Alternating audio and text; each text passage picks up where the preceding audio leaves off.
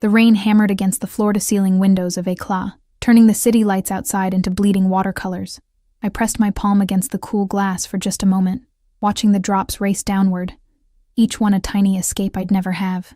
The kitchen bell chimed, sharp, insistent, and I jerked away from my brief respite, smoothing down my black apron with trembling fingers. "Table 7 needs water," Marcus hissed, shoving past me with a tray of champagne flutes that probably cost more than my monthly rent. "And smile, for God's sake. You look like someone died." Someone had died. My dreams, maybe. My hope of ever climbing out of this hole I'd been born into. But Marcus didn't care about that, and neither did the glittering crowd of Manhattan's elite who filled Éclat every Friday night, throwing around money like confetti while I calculated whether I could afford both groceries and electricity this month. I grabbed the crystal pitcher, heavy, elegant, worth more than everything I owned, and made my way through the maze of tables. The restaurant hummed with the particular frequency of wealth, low voices discussing mergers and mistresses, the clink of silverware against bone china, Paolo Conte crooning from hidden speakers about sophisticated melancholy. I was a ghost here, invisible except when someone needed their $40 sparkling water refreshed. Table 7 sat in the back corner, the table we reserved for VIPs who valued privacy over being seen. I'd been avoiding it all night, letting Veronica handle it, but she disappeared for her smoke break and left me to face whatever titan of industry lurked back there. The scent hit me first as I approached.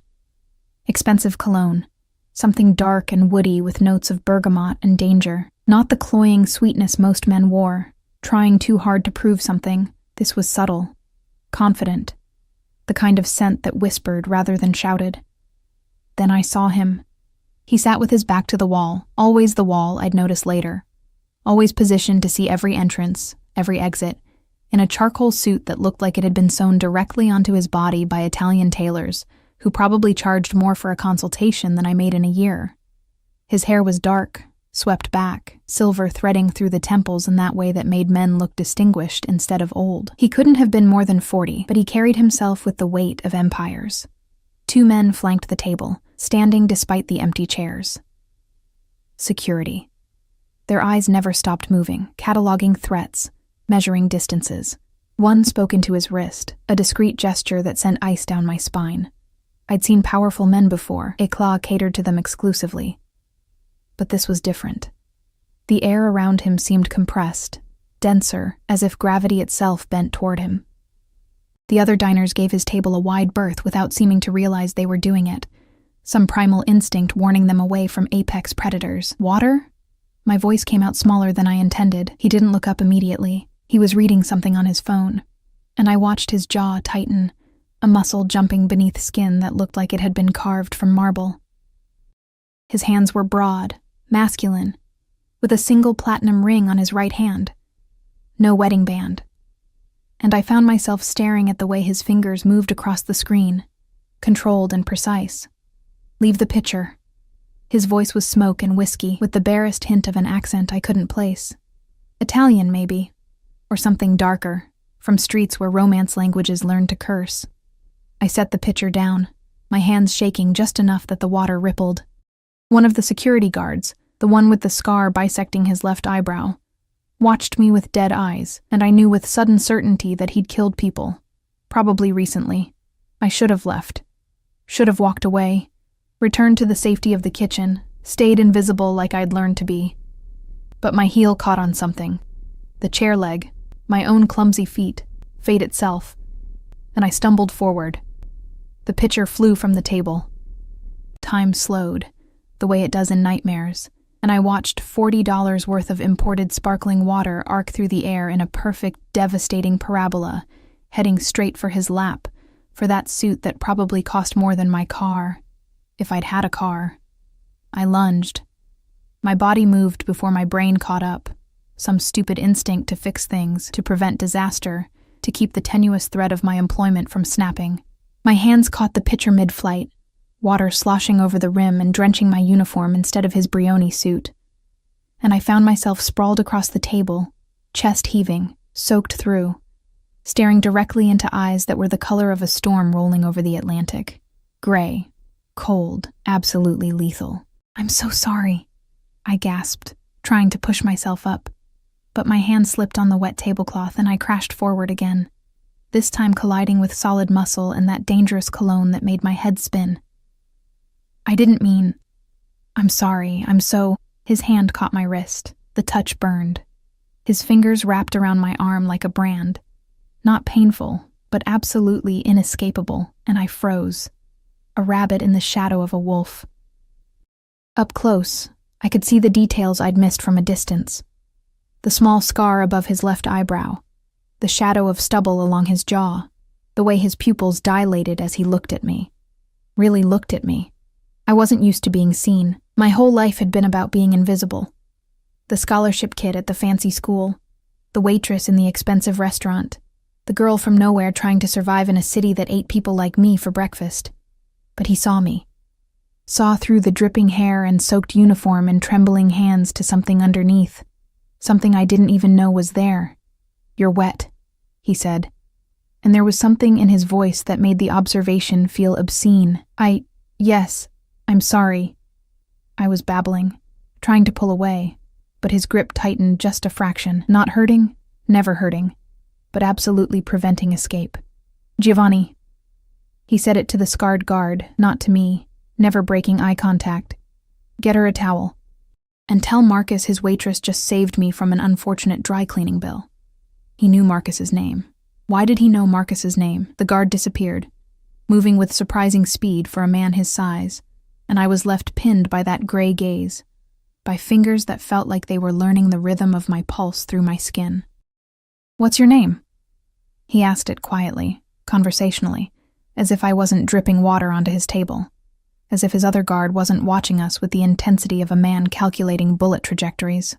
"Emma." It came out as a whisper. "Emma Cole. Emma." He repeated it, tasted it, and something in my stomach twisted at the way my name sounded in his mouth. "You have quick reflexes, Emma Cole." "I'm clumsy." The truth escaped before I could stop it. "I'm sorry, I didn't mean to. I should go." "You should stay." It wasn't a suggestion. His thumb moved against my wrist. A slow stroke that made my breath catch. "At least until you're dry." Giovanni returned with a towel, plush, white, probably Egyptian cotton, and draped it over my shoulders. His boss released my wrist, and I stumbled backward, suddenly cold where his hand had been, wrapping the towel around myself like armor. "Thank you," I managed, backing toward the kitchen. I'll send someone else to take your order." "No." That single syllable stopped me mid-retreat. "You'll take my order, Emma. I'd like the lamb, medium rare, and a bottle of the Brunello, the 97, not the 01. I nodded, mute, and fled. The kitchen was chaos, steam and shouting and the clatter of pans, but I barely registered it. My wrist burned where he'd touched me. My uniform clung to my skin, cold and uncomfortable. But underneath the discomfort was something else. Something that felt dangerously like electricity. "What the hell happened to you?" Veronica grabbed my arm, pulling me toward the staff bathroom. "Marcus is losing his shit out there. You dumped water all over Dante fucking Russo?" The name hit me like a physical blow. Dante Russo. Everyone in New York knew that name, even people like me who tried to stay as far from the underworld as possible. Shipping magnate, the newspapers called him. Philanthropist. Art collector. But there were other words whispered in the kitchens and back alleys, words like enforcer, made man, and the one that made my blood run cold, capo. Mob boss. I'd just thrown myself at a mob boss. "I didn't know," I breathed, leaning against the sink, staring at my reflection in the spotted mirror. My face was flushed, my hair plastered to my skull, my eyes too wide and frightened. "Veronica, doesn't matter what you knew." She thrust a dry uniform at me. "Just matters what you do next. Change, fix your face, and for God's sake, don't spill anything else on him. Men like Dante Russo don't forget, Emma. They collect debts." I changed with shaking hands, listening to Veronica's warnings echo in my ears. Don't look him in the eye. Don't speak unless spoken to. Don't, under any circumstances, draw attention to yourself again. But it was too late for that. When I returned to table 7 with his lamb, perfectly plated, the smell of rosemary and garlic making my empty stomach clench, he was alone. The guards had moved to nearby tables, giving an illusion of privacy while maintaining their lethal vigilance. He looked up as I approached, and that same intensity hit me like a physical force. "Sit," he said, gesturing to the chair across from him. "I can't. I'm working." "Sit, Emma." Softer this time, but no less commanding. "Please." The please undid me. I sat, perching on the edge of the chair like a bird ready to fly. The empty tray clutched against my chest like a shield. He cut into his lamb, the knife moving through the meat with surgical precision, and took a bite. Chewed. Swallowed, all while watching me with those storm-gray eyes that seemed to see through skin and bone to the terrified thing underneath. "You're afraid of me," he observed. "No," I lied. His lips curved, not quite a smile, but close. "You're a terrible liar, Emma Cole. It's refreshing. I should go. How long have you worked here?" The question threw me. 8 months. And before that? Why does it matter? Humor me? He took a sip of wine, and I watched his throat work, that single swallow somehow more intimate than anything I'd ever witnessed. "I'm curious about the girl who throws herself across tables to save my suit." "I was in school," I admitted. The words pulled from me against my will. "Columbia. But I had to drop out after my dad got sick. Medical bills.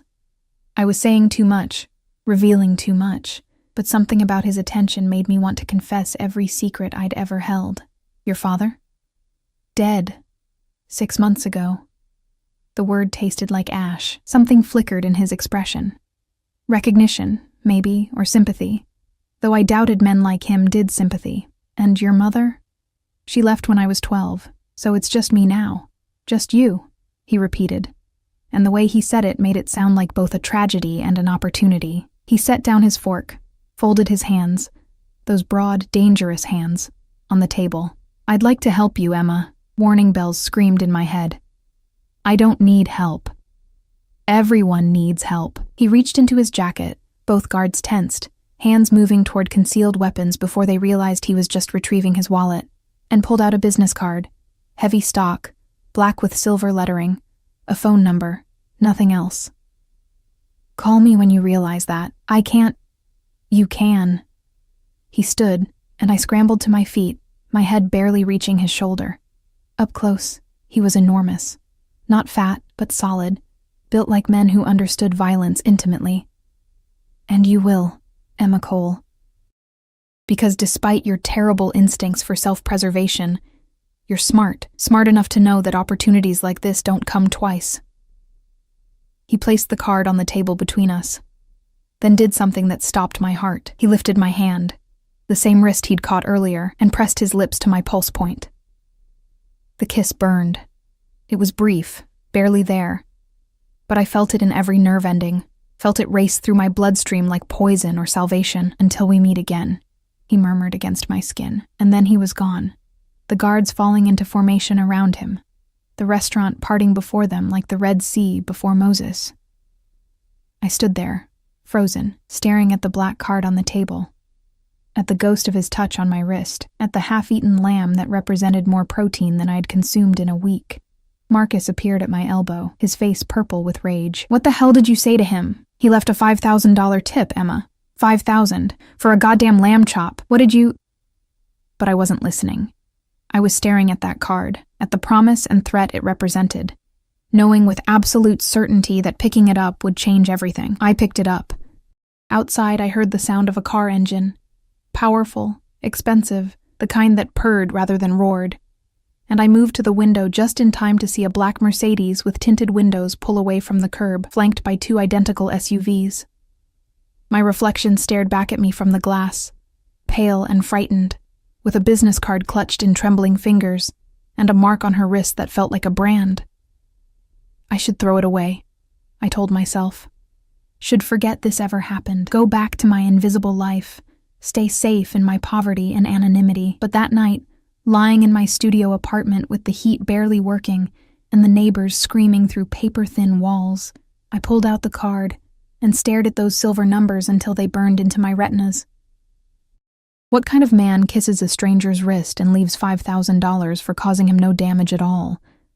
What kind of man looks at a drowned rat of a waitress and sees something worth pursuing? And why, despite every survival instinct I'd honed over 24 years of struggle? Did I want so desperately to call that number and find out? I didn't call. For 3 days, I carried that card in my apron pocket, felt it burning against my hip through every shift, every degrading interaction with customers who snapped their fingers at me like I was a trained dog. The numbers haunted me. When I closed my eyes, I saw them printed on the inside of my eyelids in silver that glowed like moonlight. Tuesday morning, my landlord knocked on my door at 6 a.m., his fist pounding hard enough to rattle the cheap frame. I knew what he wanted before I opened it. Mr. Kowalski had kind eyes once, before his wife died, and the city hardened him into something sharp and mean. Rent's due, Emma. 2 weeks late now. I know. I'm sorry. I just need. He spat the word like it disgusted him. Everyone needs. I need too. I need $1,500 by Friday, or you're out. I got 3 people waiting for this place. $1,500. I had $237 in my bank account. My next paycheck wouldn't come for another week. And even then, after taxes and the money I sent to pay down Dad's medical debt, I'd barely scraped together $800. The door closed in my face, and I stood there in my threadbare pajamas, men's boxers, and a Columbia t-shirt I'd kept from my old life, staring at nothing. The card felt like it was vibrating in my pocket. No, I wouldn't. I couldn't. Men like Dante Russo didn't offer help without expecting something in return, and I'd seen enough Lifetime movies to know how those transactions ended. Pretty Woman was a fairy tale. Reality was darker, uglier, paid in flesh and dignity. I went to work. Eclat looked different in daylight. Less magical, more mundane. The windows I'd pressed my palm against Friday night now showed every smudge, every fingerprint. Marcus had me polishing silverware in the back, punishment for whatever he thought I'd done to earn that obscene tip. Veronica kept shooting me worried glances, but she didn't ask questions. In our world, you didn't ask questions about money that appeared like magic. Emma.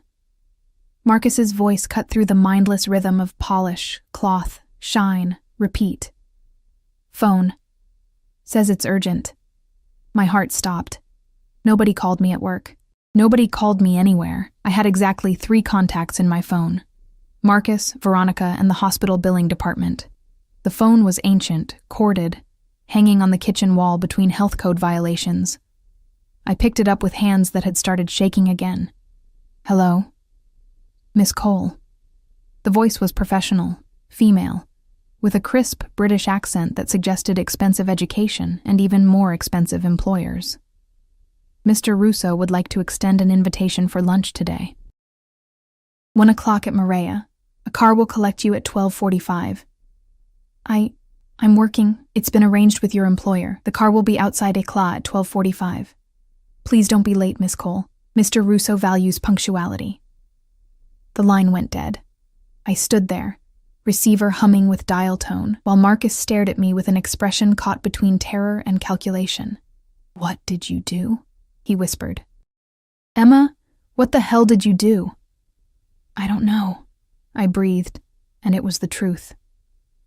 At 12:45, I stood outside Eclat in my only decent outfit, black slacks I'd bought for Dad's funeral, and a cream blouse with a small stain near the hem that I'd tried to hide with strategic tucking. The November wind cut through the thin fabric, and I wrapped my arms around myself, wondering if I should run. I could run.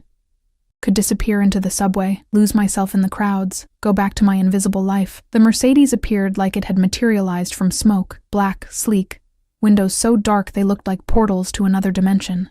It pulled up to the curb with barely a whisper, and the back door opened from inside. Giovanni sat in the driver's seat, his scarred face impassive. The passenger compartment was empty, just cream leather and the lingering scent of that cologne that had haunted my dreams. Miss Cole. Giovanni's voice was surprisingly gentle. Mr. Russo is waiting. I got in. God help me, I got in. The interior was warm, temperature controlled, with soft music playing from hidden speakers, something classical I didn't recognize. There was a bottle of water in the cup holder, San Pellegrino. the same kind we served at Eclat for $40. A note was propped against it, written in strong, angular handwriting. Drink. You looked thirsty Friday night. I picked up the bottle with trembling hands and drank. It tasted like wealth, like the life I'd glimpsed in my Columbia days before reality came crashing down. The bubbles burned my throat, and I wondered if this was how Eve felt, taking that first bite of apple. Maria wasn't far. Everything in Manhattan happened within a few square miles, like the city was designed to keep the powerful close and the desperate closer. We pulled up to a restaurant I'd walked past 100 times, never daring to even look in the windows. Michelin-starred, the kind of place where reservations required connections and cash in equal measure. Giovanni opened my door, offered his hand to help me out. His palm was calloused, scarred. A working man's hand despite the expensive suit. 3rd floor, private dining room. He's expecting you. The hostess took one look at me and knew who I was here for. She led me through the main dining room, all white tablecloths and hushed conversations, to an elevator I hadn't known existed. The 3rd floor, she'd said. I didn't know restaurants had 3rd floors. The elevator opened directly into a room that made my breath catch. Floor-to-ceiling windows overlooked Central Park, the trees aflame with late autumn color. The space was intimate. One table, already set with china so delicate it looked like it would shatter if you breathed wrong. And there, standing by the window with a phone pressed to his ear, was Dante Russo. He looked different in daylight, harder somehow. The silver in his hair caught the sun, and I could see the lines around his eyes that spoke of late nights and hard decisions. He wore a navy suit today, no tie, the top button of his shirt undone to reveal a triangle of tanned skin and dark hair. He turned as the elevator closed behind me, ending his call with a single word in Italian that sounded like a command. Those storm-gray eyes found mine, and I watched something like satisfaction flicker across his face. Emma. He said my name like it was something precious. You came. Did I have a choice? The words escaped before I could stop them, sharp with the fear I'd been swallowing since Friday. His smile was slow, dangerous. There's always a choice. You could have run. Could have called the police, reported me for harassment, could have changed your number, moved apartments, disappeared into the city's cracks. He moved toward me, each step deliberate, predatory. But you didn't. You got in the car. You came upstairs. You chose this, Emma Cole. I don't even know what this is. Then let me explain. He pulled out a chair, the one facing the view, of course, while he took the seat with his back to the wall, the position that let him see the door, the windows, every possible threat. Sit, eat, and listen. I sat because my legs wouldn't hold me anymore. A waiter appeared. Where had he come from? With plates of food I couldn't name. Crudo something, with citrus and olive oil that smelled like the Mediterranean coast I'd never seen. Dante watched me, waiting, until I picked up my fork with shaking hands and took a bite. It exploded on my tongue, salt, acid, fat. All in perfect balance. I'd forgotten food could taste like this, like something other than fuel to keep my body moving through the motions of survival. Your landlord, Dante said, cutting into his own fish with precise movements, is threatening eviction, $1,500 by Friday. The fork clattered from my hand. How do you... I know everything about you, Emma. He said it casually, like he was commenting on the weather. Your father was Thomas Cole, insurance adjuster, died of pancreatic cancer after a 6-month battle that bankrupted what little you had. Your mother is Rebecca Cole, née Martinez, currently living in Phoenix with her second husband and his 3 children. She sends you $50 every Christmas and doesn't call on your birthday. You dropped out of Columbia in your junior year, English literature major, 3.8 GPA. You owe $47,000 in student loans and another $32,000 in medical debt. Your apartment is 400 square feet, heat included but rarely working, in a building that should have been condemned 15 years ago. You eat 1 meal a day, usually whatever the kitchen at Eclat is throwing out. You haven't bought new clothes in 8 months. You walk 45 minutes to work because you can't afford the subway. He paused, took a sip of wine. Did I miss anything? Horror washed over me in waves. You investigated me. Of course I did. I investigate everyone who interests me. And you, Emma Cole, interest me very much. Why? It came out as a whisper. I'm nobody. I'm nothing. Something dangerous flashed in his eyes. Don't ever say that again. The words cracked like a whip, and I flinched. He took a breath, visibly controlling himself. You threw yourself across a table to save a stranger's suit. Do you understand how rare that is?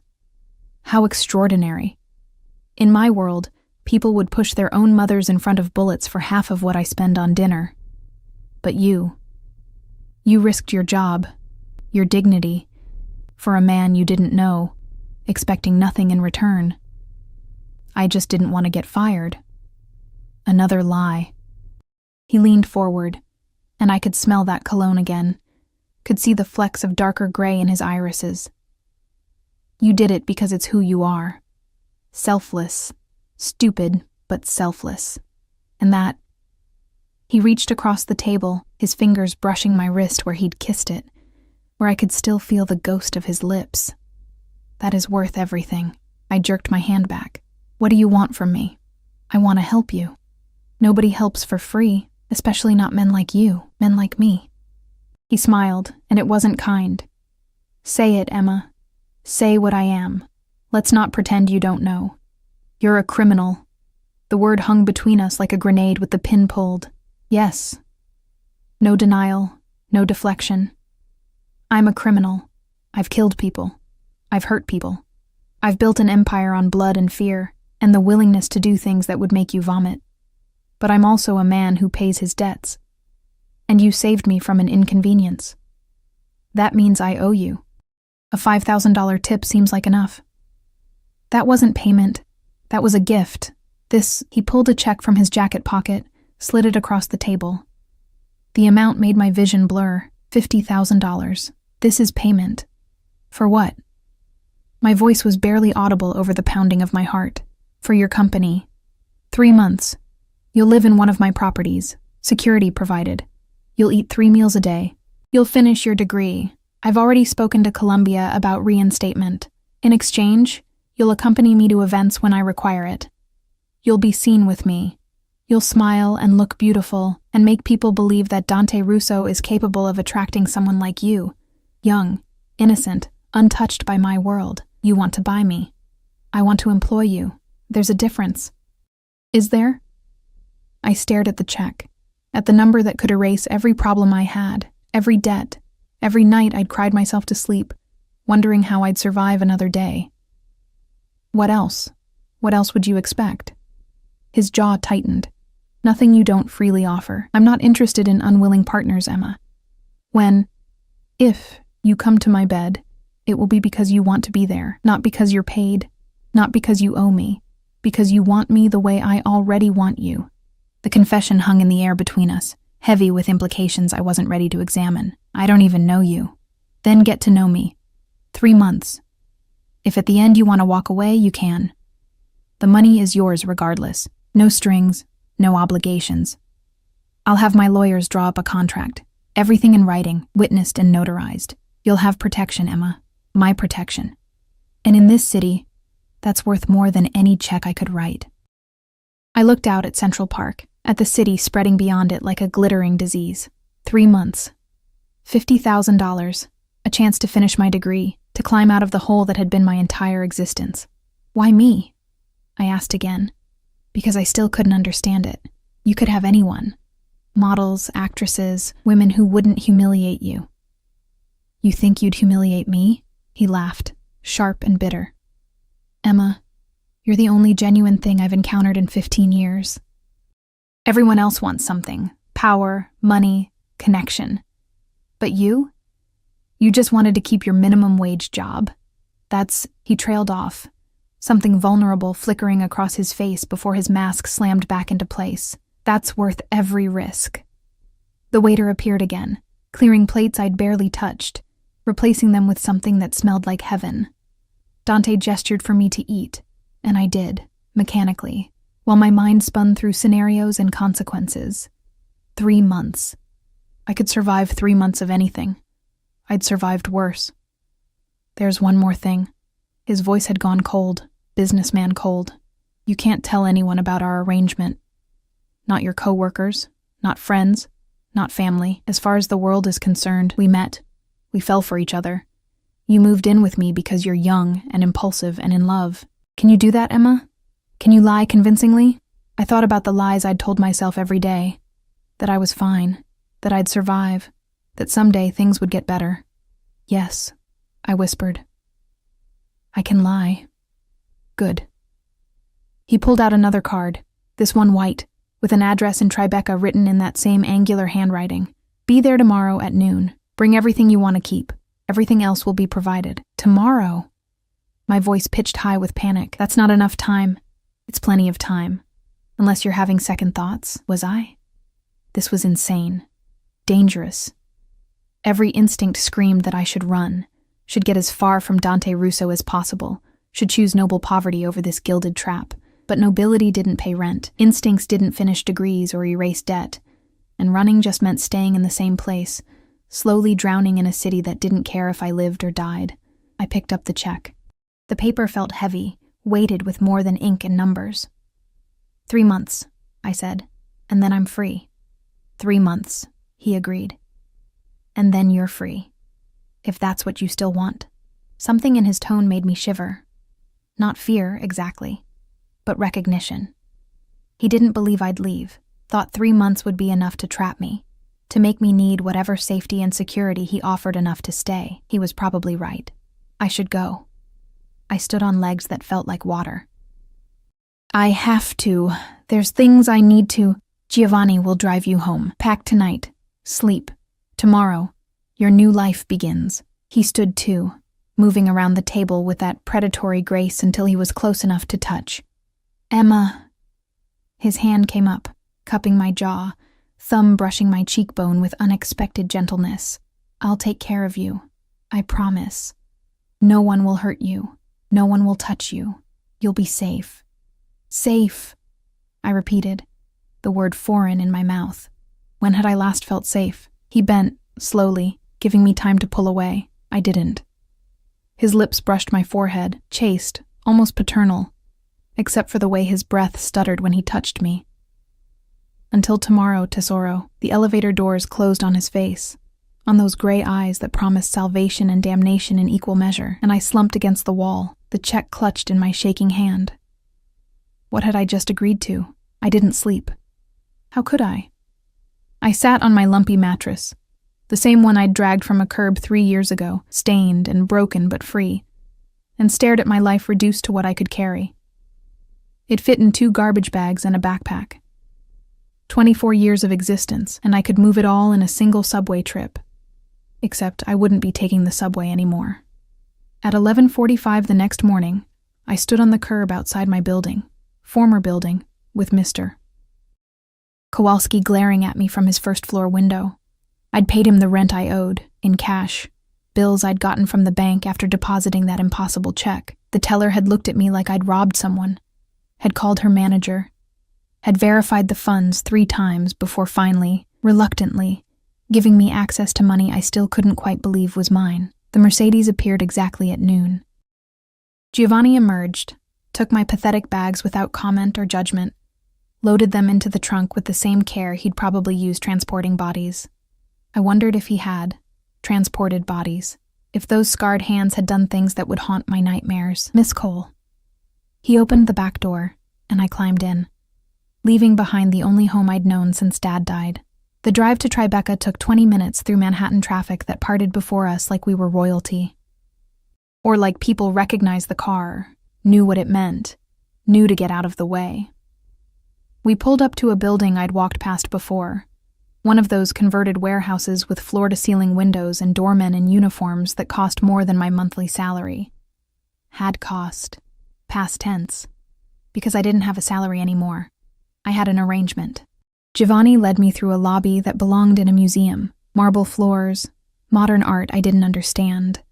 A massive flower arrangement that probably cost more than my rent had been. The doorman nodded to Giovanni with the respect men give to other dangerous men, and we rode the elevator in silence to the top floor, the penthouse. Of course it was the penthouse. The doors opened directly into the apartment. No hallway, no neighbors, just sudden immersion into a space so enormous I actually gasped. Windows everywhere, flooding the room with light, exposed brick and polished concrete, furniture that looked sculptural and uncomfortable, art on the walls that I recognized from my art history classes. Originals, not prints, casually displayed like posters in a dorm room. Mr. Russo will be here at 7. Giovanni set my bags down in the entrance. They looked obscene against the pristine floors, garbage bags full of garbage in a palace. The bedroom is through there. Kitchen is fully stocked. If you need anything, there's a phone by the door. Press 1 for the concierge, 2 for security, 3 for Mr. Russo's office. And what number for escape? The words slipped out, sharp with hysteria I'd been swallowing since yesterday. Giovanni's scarred face softened almost imperceptibly. There is no escape, Miss Cole. Not anymore. But if there's any consolation, this is the most beautiful prison in New York. He left, and I was alone. I walked through the apartment like a ghost haunting someone else's life. The bedroom was larger than my entire studio had been, dominated by a bed so big I could have fit 5 of me across it. The sheets looked like they'd never been slept in. Hotel crisp, blindingly white. A bathroom connected, all marble and chrome, with a shower that had 6 different heads, and a tub deep enough to drown in. The closet was empty, except for a note. Bergdorf's, tomorrow, 10 a.m. I unpacked my garbage bags into that empty closet, hung my 3 shirts and 2 pairs of jeans on hangers that probably cost more than the clothes themselves, and tried not to cry at how pathetic it all looked. The afternoon crawled by. I made coffee in a machine I didn't know how to operate, burned myself on steam, finally gave up and drank water from the tap. Filtered, naturally, probably imported from some Norwegian glacier. I tried to read, but the words blurred. Tried to watch TV, but the screen was so large and complicated I couldn't figure out how to turn it on. Finally, I just sat by the windows and watched the city move below me, all those people living their normal lives while I floated above them in a glass tower, waiting for a man who owned me. He didn't own me. We had a contract. An arrangement. 3 months. I repeated it like a prayer. At exactly 7 o'clock, I heard the elevator. My heart kicked into overdrive, and I stood, smoothing down my nicest shirt, the cream one, stain carefully hidden, wishing I'd worn something better, wishing I was someone better, someone who belonged in places like this. Dante stepped into the apartment, and the space that had felt enormous suddenly contracted around him. He wore the same navy suit from yesterday, but he'd loosened his tie, undone another button, and I could see the exhaustion around his eyes. He looked like a man who'd been making life or death decisions all day and was tired of it. His eyes found mine, and something in his face eased. Emma. Just my name, but the way he said it made me feel like I was something good at the end of a bad day. You came. I said I would. People say many things. They rarely follow through. He shrugged out of his jacket, draped it over a chair with the carelessness of someone who had a dozen identical ones. Have you eaten? I'm not hungry. A lie. I was starving. But eating felt like accepting this, like admitting I was here by choice rather than necessity. His eyes narrowed. You haven't eaten since yesterday at Maria. Don't lie to me, Emma. I'll know. How? Because I see you. He moved closer, and I forced myself not to retreat. Really see you. The way you press your hand against your stomach when it growls. The way you look at food like you're calculating if you deserve it. You've been hungry so long you've forgotten what satisfaction feels like. Tears burned behind my eyes. I blinked them back. I'm fine. You're not. But you will be. He pulled out his phone, typed something. Dinner will be here in 30 minutes. Go change. There's something on your bed. I didn't see. Look again. I went to the bedroom because arguing felt like more effort than I could manage. On the bed, laid out like an offering, was a dress. Simple, black, but clearly expensive, the kind of expensive I could recognize even without checking the label. Beside it, shoes. My size. How did he know my size? Because he knows everything, the voice in my head whispered. He investigated you. He knows your measurements, your habits, your fears. He knows you better than you know yourself. I changed because I didn't know what else to do. The dress fit perfectly, skimming my body like it had been made for me. Maybe it had been. The shoes were comfortable despite the heel. Leather so soft it felt like wearing butter. I looked at myself in the mirror and didn't recognize the woman staring back. She looked elegant, expensive. Like she belonged here. She looked like a lie. When I returned to the living room, Dante had changed too. Dark slacks, black shirt, no tie, casual, but the kind of casual that cost thousands. He was setting the dining table, and the sight of him doing something so domestic was jarring enough that I stopped mid-step. He looked up, saw me, and went completely still. The silence stretched between us, heavy with something I couldn't name. His eyes moved over me slowly, deliberately, and I felt that gaze like a physical touch. Felt it everywhere. The dress touched my skin. Perfetto, he breathed. You're perfect. It's just a dress. It's not the dress. He crossed to me, and this time I did retreat, but he followed, patient and relentless, until my back hit the window and there was nowhere left to go. It's you, Emma. You could wear rags and still be the most beautiful thing I've ever seen. You barely know me. I know enough. His hand came up, fingers tangling in my hair. I'd left it down, hadn't known what else to do with it, and he tugged gently, tilting my face up to his. I know you're brave and selfless and so desperate to survive you'd make a deal with the devil himself. I know you're terrified right now, but too proud to show it. I know you haven't been touched gently in so long you've forgotten what it feels like. His thumb brushed my lower lip and I trembled. I know I want to teach you again. This isn't part of the arrangement, but my voice shook, betraying me. No, it's not. This is separate. This is choice, Emma. Yours and mine. I told you. I don't want unwilling partners. If I kiss you right now, if I push this further, it's because you want it too. So tell me. He leaned in, close enough that I could feel his breath against my lips. Do you want it? Yes. God, yes. I wanted to forget everything. The fear, the debt, the desperation that had brought me here. Wanted to lose myself in the promise of his touch, in the safety his presence seemed to guarantee, even as every logical part of my brain screamed warnings. I don't know. That's not a no. His lips brushed the corner of my mouth, featherlight, testing. Tell me no, Emma. Say it, and I'll step back.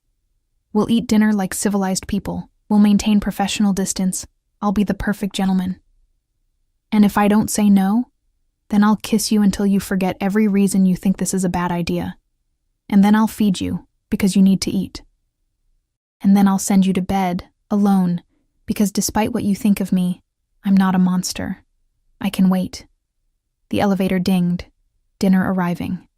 Dante stepped back, the spell breaking, and I sagged against the window, my legs barely holding me. He paid the delivery person. I heard the murmur of voices, the rustle of bags, and when he returned, his mask was back in place, professional, distant, like the moment against the window had never happened. We ate at the dining table, Chinese food from a place I'd never heard of, served in real dishes because apparently even takeout got the royal treatment here. He asked me questions, safe questions about my degree, my favorite books, my plans for the future.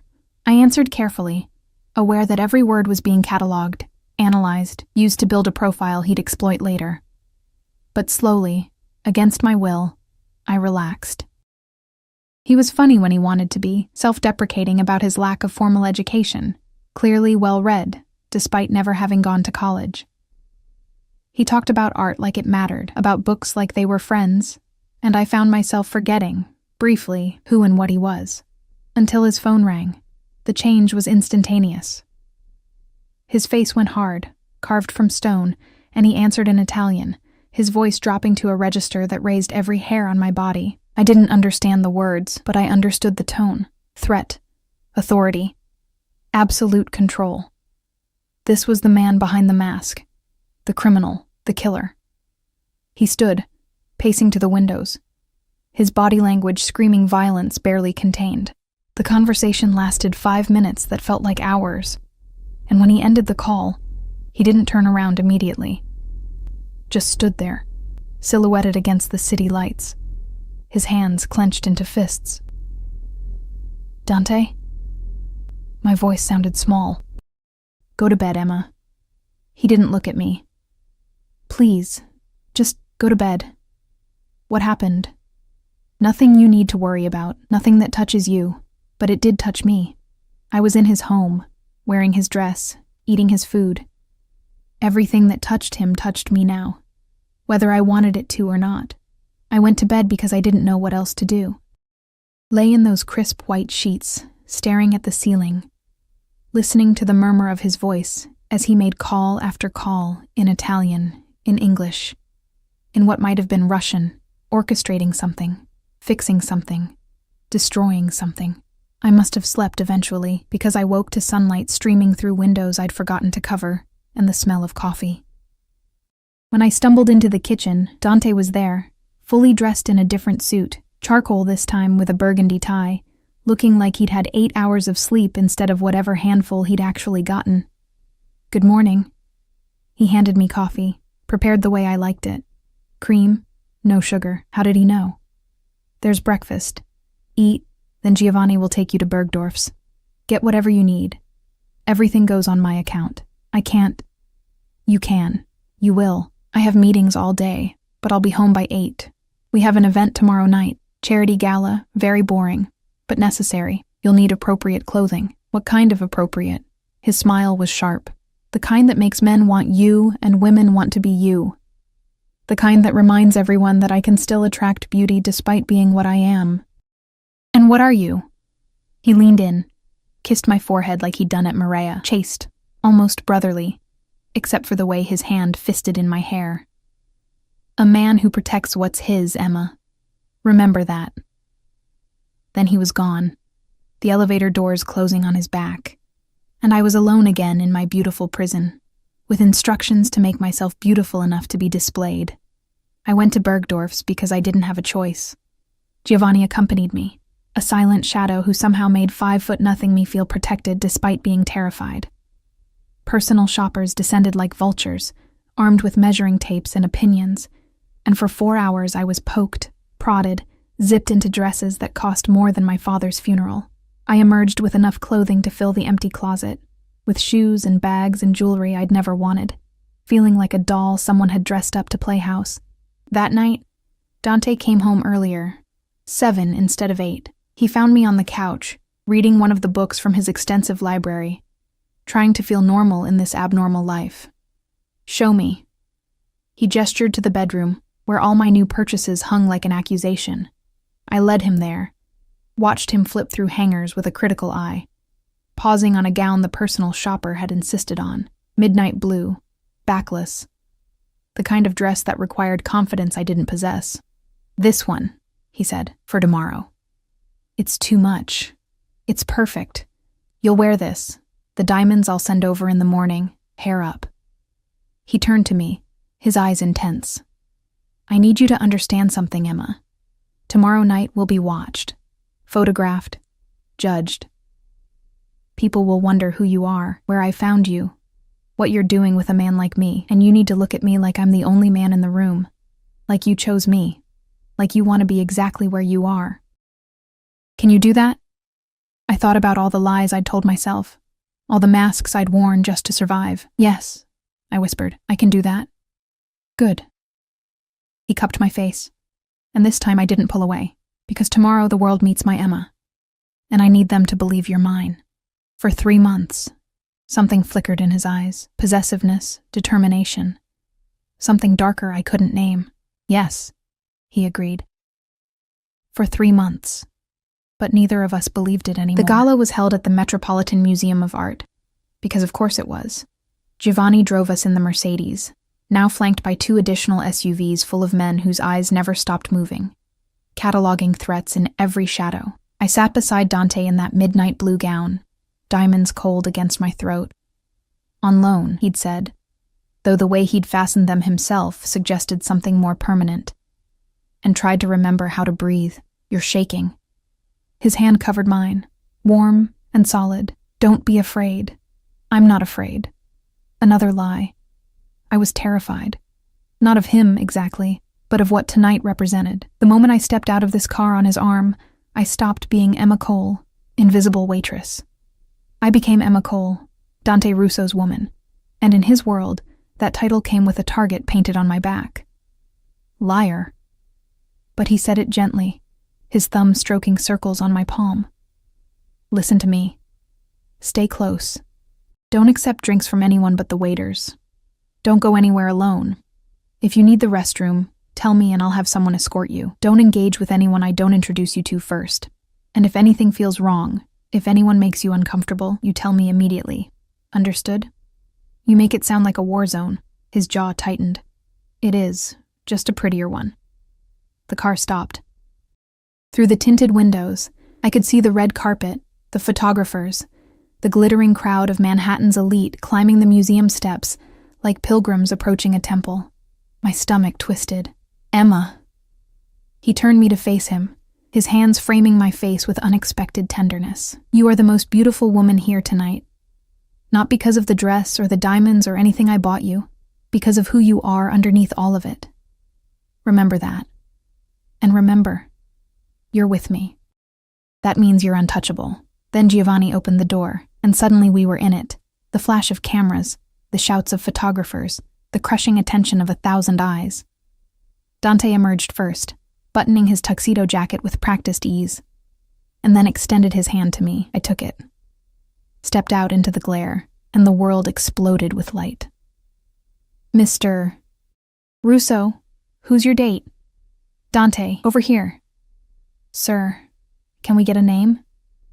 Dante's hand settled on the small of my bare back, scorching against my skin, guiding me up the steps with the confidence of a man who owned everything he touched. He didn't answer the photographers, didn't acknowledge their existence, but I felt the weight of their attention like a physical thing. Felt it dissecting me, judging, finding me wanting. Inside, the museum had been transformed into something from a fairy tale, or a nightmare, depending on perspective. Crystal chandeliers, ice sculptures, champagne flowing like water, women dripped with jewels that could fund small countries, men wore tuxedos that cost more than cars, and everyone was watching us. Dante. A woman materialized from the crowd, all sharp angles and sharper eyes, her red dress clinging to a body maintained by personal trainers and probably surgery. I heard rumors you were bringing someone, but I had to see it to believe it. Katerina. Dante's voice went cold, his hand tightening on my back. Still hunting for your next husband? Her smile was poisonous. Still pretending you're something other than your father's son? The air between them crackled with history, with violence barely leashed. I stood there, caught in the crossfire, feeling very small and very young. Emma Cole, Dante said, pulling me forward. Meet Katerina Volkov. Her father and mine had business together. Before he died, tragically. The implication hung heavy before Dante killed him or had him killed. The distinction probably didn't matter. Katerina's eyes raked over me, dismissive and cruel. How refreshing. You found yourself a pet. Does she do tricks? She does this. And then Dante kissed me. It wasn't gentle. Wasn't the careful, questioning kiss I might have expected for show. His hand fisted in my carefully styled hair, tilting my head back, and his mouth claimed mine with the possessiveness of a man marking territory. I gasped against his lips, and he took advantage, deepening the kiss until I forgot where we were, forgot Katerina watching with fury in her eyes, forgot everything but the taste of him, whiskey and mint and power. When he pulled back, I was dizzy. My lipstick certainly ruined, my careful composure shattered. Excuse us, he said to Katerina, his voice rough. We have people to see. He led me away, his hand still burning against my back, and I heard Katerina's laugh following us, bitter, knowing. Around us, conversation had paused, then resumed with increased intensity. Everyone had seen. Everyone knew. By tomorrow, my face would be plastered across page 6, speculation running wild about who I was, and how I'd caught the attention of one of New York's most dangerous men. I'm sorry. Dante steered me toward a quieter corner, away from the crowd. I shouldn't have. That was inappropriate. It was for show. My voice sounded strange, distant. Was it? His eyes searched mine, intense and hungry. I'm not sure anymore. Before I could respond, another man approached, older, distinguished, with the kind of silver hair that suggested wisdom rather than age. Dante, didn't expect to see you here. Thought you avoided Castellano events. Dante's entire body went rigid. Commissioner, I didn't realize the NYPD had started accepting invitations from men like Vincent Castellano. The commissioner, because of course he was police, of course Dante knew him, smiled thinly. Vincent's donated enough to the children's hospital to buy absolution for any number of sins. Unlike some people who think they can simply intimidate their way into heaven. I'm not interested in heaven. Dante's voice dropped to that dangerous register I'd heard on the phone. And you'd do well to remember that next time you're accepting donations from men whose hands are as dirty as mine. Is that a threat? It's a fact. Now, if you'll excuse us, I have better things to do than discuss theology with corrupt cops. He pulled me away before the commissioner could respond, his grip tight enough to bruise. Around us, I felt the shift in atmosphere, people moving away, creating distance, recognizing danger when they saw it. Dante. I had to almost run to keep up with his long strides. You need to calm down. Don't tell me what I need. But he stopped, took a breath, forced his shoulders to relax. I'm sorry. These events, they're necessary evils. Everyone pretending we're civilized, when we all know what we really are. And what are you? I asked. Even though I was afraid of the answer, he looked at me. Really looked at me. And I saw something raw in his expression. I'm a man who's done terrible things for what he thought were good reasons. I'm my father's son, even though I killed him for what he did to my mother. I'm the monster parents warn their children about. And I'm also... He stopped, his hand coming up to cup my face. I'm also a man who's starting to think you might be the best thing that's ever happened to me. My heart stuttered. That's the champagne talking. I haven't had any champagne. I never drink at these events. Need to stay sharp in case someone decides tonight's the night to make a move. He said it casually, like assassination attempts were just another Tuesday. You really think someone would try to kill you here, surrounded by all these people? His smile was grim. These people would sell tickets to watch. Half of them want me dead. The other half are waiting to see who'll kill me so they can make their allegiances accordingly. Then why come? Because absence is noticed, weakness is exploited, and I needed to show you off. Needed everyone to see that Dante Russo can still attract beauty, still has something worth living for beyond power and money. His thumb brushed my cheekbone. Needed them to see what I'd burn the world for, if they dared to touch it. A waiter passed, and Dante snagged 2 glasses of champagne, handing me one. Drink, it'll help. I drank, the bubbles sharp against my tongue, and watched him watch the room. His eyes never stopped moving, categorizing, assessing. Who stood too close? Who watched too intently? Who had their hand in their jacket pocket for too long? Living like this, I realized, would make anyone paranoid, or maybe the paranoia kept you alive.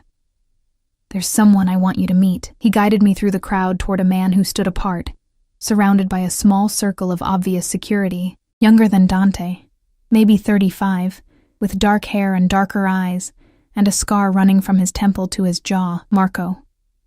Dante nodded, a gesture of respect I hadn't seen him give anyone else. Didn't think you'd make it. Had to see if the rumors were true. Dante Russo, domesticated. Marco's eyes found mine, assessing but not unkind. She's prettier than the photo. What photo? I asked. Then realized, of course there were photos. Dante had investigated me, probably had surveillance on me even now. The one from your Columbia ID. You looked miserable. Marco extended his hand. Marco Salviati. I handle the Boston territory.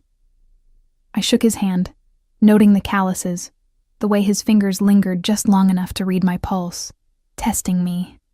Emma Cole. I handle the terrified girlfriend role. He laughed, surprised. She's funny. I like her. Try not to get her killed, Dante. I'm tired of attending funerals.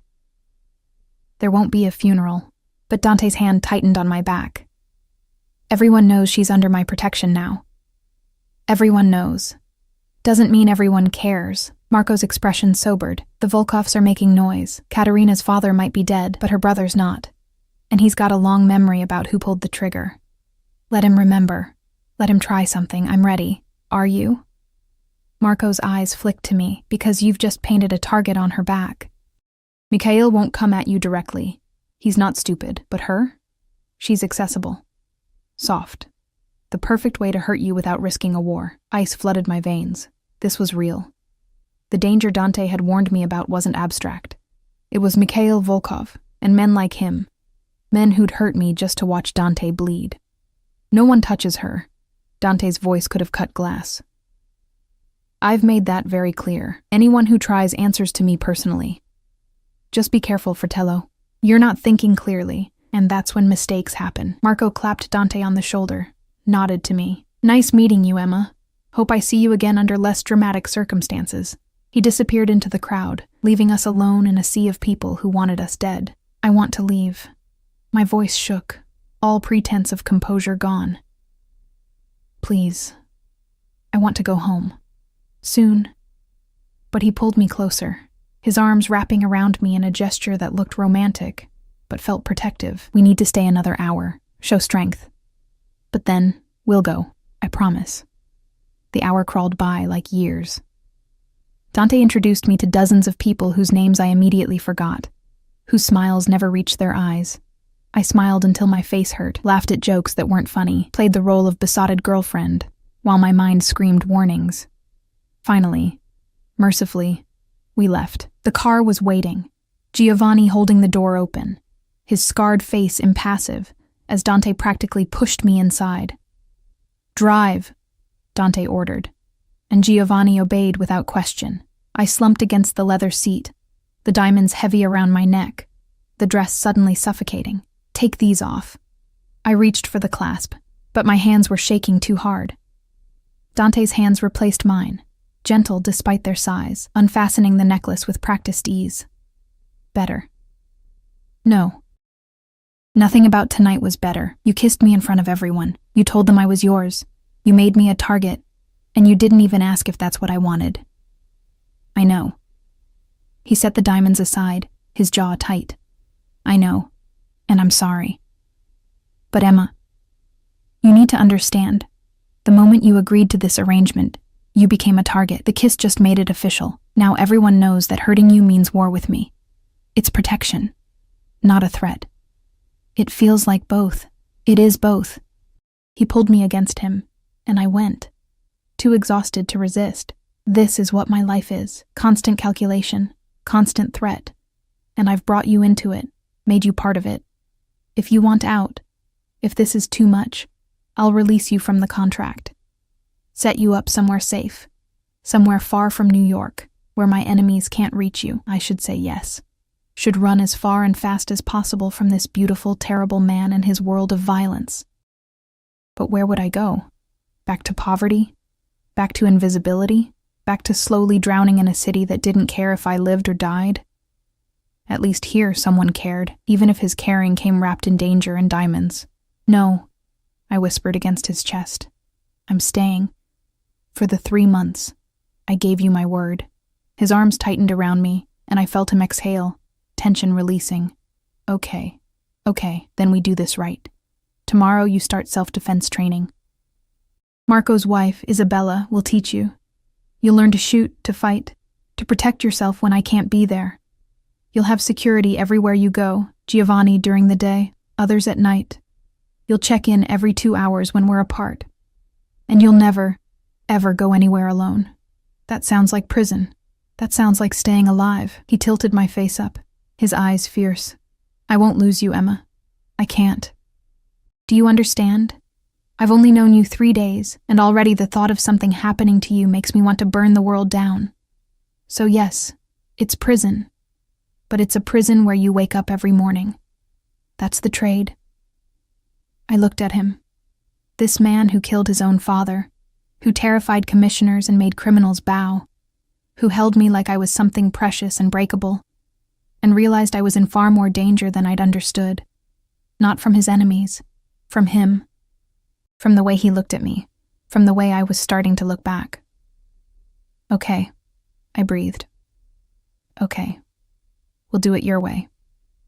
He kissed me again, softer this time, a promise rather than possession. And I kissed him back, crossing a line I'd sworn I wouldn't cross, making a choice I knew I'd regret. But God, in that moment, with his arms around me and the city lights blurring past the windows, it felt like the only choice that mattered. The weeks that followed blurred together in a strange rhythm of normalcy and chaos. I started classes at Columbia. Dante had made good on his promise, pulling whatever strings necessary to get me reinstated mid-semester. I studied in the penthouse while he worked, Giovanni driving me to campus and back, always watching, always present. Isabella taught me to shoot at a private range in Queens, her patience infinite as I learned to handle weapons I'd never imagined touching. My hands stopped shaking when I held a gun. That should have terrified me. Instead, it felt like power. Dante and I fell into a routine. He'd come home, always between 7 and 8, unless something urgent pulled him away, and we'd eat dinner together, talk about my classes, his day, carefully avoiding the details of what his business meetings actually entailed. He never touched me beyond casual affection, never pushed for more than I offered, though I felt the restraint in every look, every accidental brush of fingers. I was falling for him. God help me. I was falling for a man who'd probably killed more people than I'd ever met. It was week 5 when everything changed. I'd stayed late at the library, buried in research for a paper on Victorian literature, and lost track of time. My phone had died. I'd forgotten to charge it. Stupid. So stupid. And by the time I emerged into the November darkness, it was past 9. Giovanni was waiting, his face carved from stone, and I knew immediately something was wrong. Mr. Russo has been calling. His voice was tight. For 2 hours. He thinks you're dead. Guilt crashed over me. I'm sorry, my phone. Get in the car. Now. The drive back to Tribeca was silent, tense. Giovanni's knuckles were white on the steering wheel, and I realized he'd been afraid too. Afraid of having to tell Dante he'd lost me. Afraid of whatever punishment would follow. We pulled up to the building, and Dante was there, standing on the sidewalk in just his shirt and slacks. No jacket, despite the cold, his hair disheveled like he'd been running his hands through it. When he saw me, relief and fury warred across his face. He wrenched open the car door before Giovanni could, pulled me out with hands that shook. Where the hell were you? Library. My phone died. I didn't realize. 2 hours, Emma. 2 hours of not knowing if you were alive or dead, if Mikhail had grabbed you, if I'd find you in pieces. His voice cracked, and he crushed me against his chest, his heart pounding against my ear. Don't ever do that again. Don't ever make me think I've lost you. I'm sorry. I wrapped my arms around him, feeling him tremble. I'm so sorry. He held me there on the sidewalk, oblivious to the cold, to Giovanni waiting patiently, to the doorman pretending not to watch. When he finally released me, his eyes were raw with emotion I'd never seen before. I can't do this anymore, he said roughly. Can't pretend this is just an arrangement, just business. Emma, He stopped, jaw working. I need you to understand something.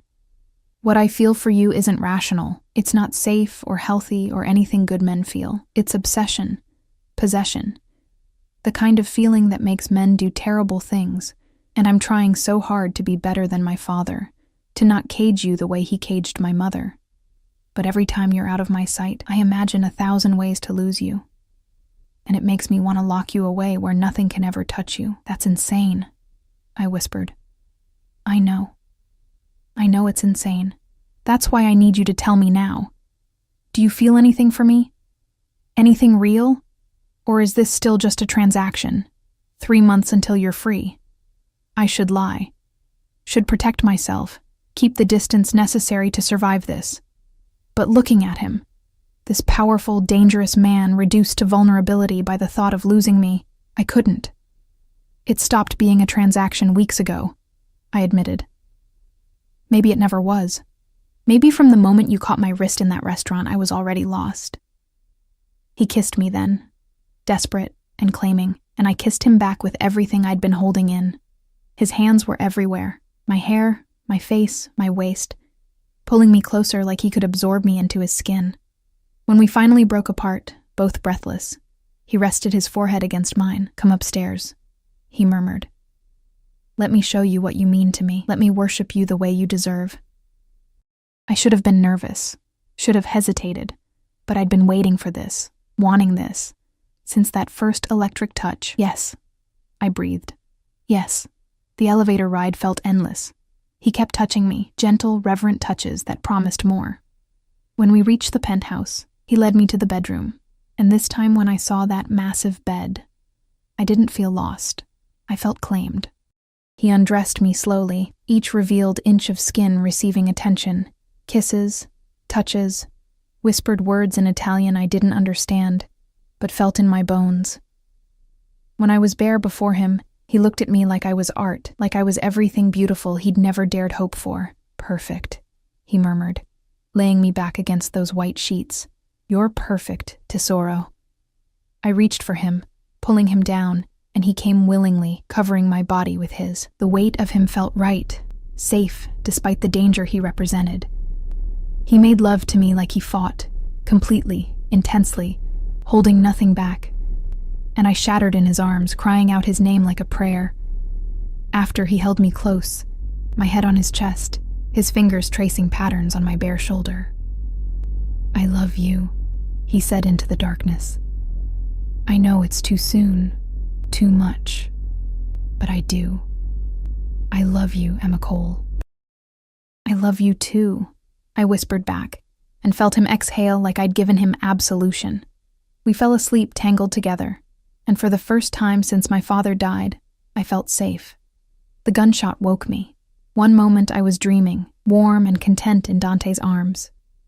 The next, he was throwing me to the floor, his body covering mine, shouting orders I couldn't process through the ringing in my ears. More gunshots. Glass shattering. Dante's weight disappeared, and I heard him returning fire. The sound deafening in the enclosed space. I crawled toward the bathroom, my training kicking in. Find cover, stay low, survive. But something grabbed my ankle. A man. Not Dante. Not Giovanni. A stranger with dead eyes and a gun, dragging me backward. I screamed, kicked, remembered Isabella's lessons and twisted, bringing my heel up into his face, bone crunched. He howled, his grip loosening, and I scrambled away.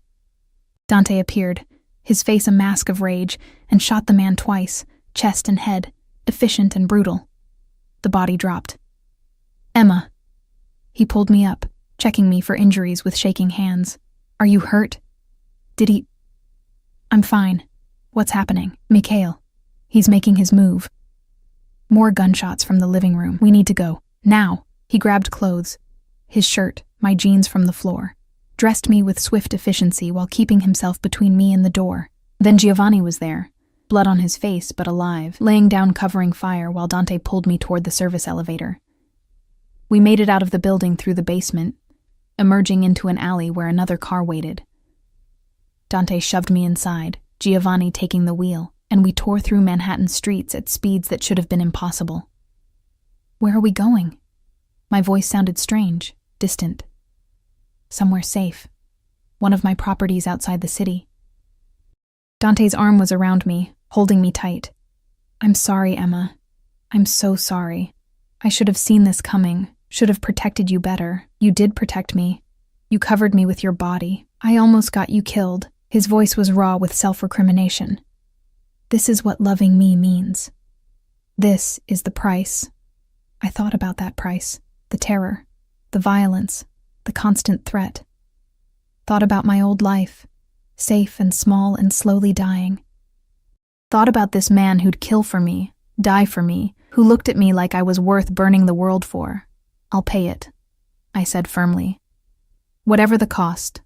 I'm not leaving you, Dante. Not now. Not ever. He kissed me desperately, tasting like fear and love and promises we might not live to keep. We drove for 2 hours, finally pulling up to a house in the Catskills. Remote, heavily secured, surrounded by men with guns. Inside, Dante made calls, his voice cold and controlled, as he orchestrated whatever vengeance he planned for Mikhail. I sat by the window, watching the sun rise over mountains, and realized I'd never felt more alive. The fear had burned away something in me. The last vestiges of the girl who'd thrown herself across a table to save a stranger's suit. That girl was gone. In her place was someone harder. Someone who'd looked death in the face and chosen love anyway. Dante found me there as dawn broke fully. His phone finally silent. He looked exhausted, older, the weight of his world visible in every line of his face. "It's done," he said quietly. "Mikhail won't bother us again, neither will anyone else. I've made it very clear what happens to people who threaten what's mine." How clear? You don't want to know. He was right. I didn't. Some things were better left in the darkness where they belonged. "Come to bed," I said, extending my hand. "We're both alive. That's enough for now." He took my hand, let me lead him to the bedroom, and we fell into bed together, not for passion this time, but for comfort. For the reminder that we'd survived, that tomorrow we'd face whatever came next. 3 months had passed. The contract was up. I could walk away now, take my money and my finished degree, and build a life far from this violence. I didn't even consider it. "I'm staying," I told him as we lay there, his heartbeat steady under my ear. "Not because of the contract or the money or any arrangement. I'm staying because I love you, because this insane, dangerous, impossible thing between us is the realest thing I've ever felt." His arms tightened around me. "You'll marry me," he said. Not a question, a statement of fact. "Soon. I need to know you're mine in every way that matters." That's not a proposal. It's a demand. I'm not a man who asks for what I want, Emma. I take it, but with you. His hand found mine, fingers interlacing. "With you, I'm asking. Marry me. Be my wife. Let me spend the rest of my life protecting you, loving you, being better than I am because you make me want to be." I should think about it. Should consider the implications, the danger, the life I was choosing, but I'd already chosen, really. Had chosen that first night when I picked up his card instead of throwing it away. "Yes," I whispered. "Yes, I'll marry you." He kissed me then, soft and sweet and full of promises, and as the sun rose over the mountains, bathing us in golden light, I realized this was my ending. Not the fairy tale ending I might have imagined as a girl, but something better, something real. I'd thrown myself across a table to save a stranger, and he'd caught me, saved me, loved me. And in loving him back, I'd saved something in him too. The part that remembered how to be gentle, how to protect instead of destroy. We'd both been lost. Now we were found, and if the price of that finding was a life lived on the edge of a knife, surrounded by danger and darkness, I'd pay it gladly, every single day.